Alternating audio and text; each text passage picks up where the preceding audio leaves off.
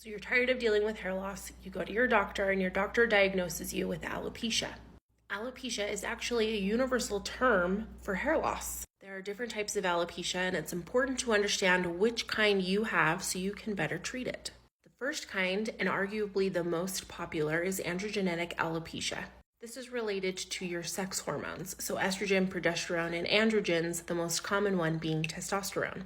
Testosterone gives off a derivative called DHT. DHT attacks the hair follicle, causing male and female pattern baldness. So if your hormones are imbalanced, if you just had a baby, if you're going through menopause, if you're on birth control, if you're doing hormone replacement therapy, if it's been labeled as genetic hair loss, or if you have PCOS, this falls under this category of androgenetic alopecia.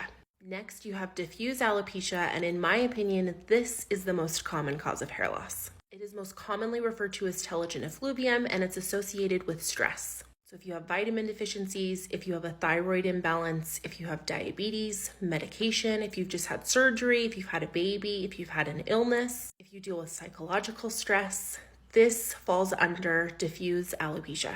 Next is scarring alopecia.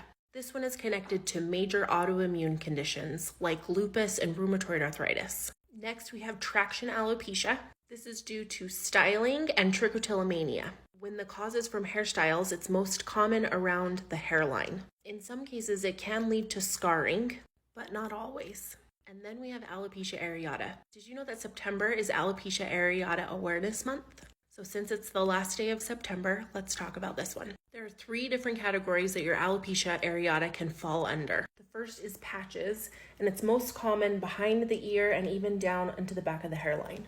Next is totalis. This is all of the hair on your head. And last, universalis, and this is every hair all over your body.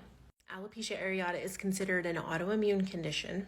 It can really be aggravated by things like a poor diet, lack of sleep, illness, stress. But there have been really interesting studies published in the last 5 years that show a huge connection between your gut health and alopecia areata. So the best thing that you can do is improve your diet, get a better night's rest, remove as much stress as you can from your life, take a good multivitamin, a good probiotic to work on your gut health, and a good vitamin D.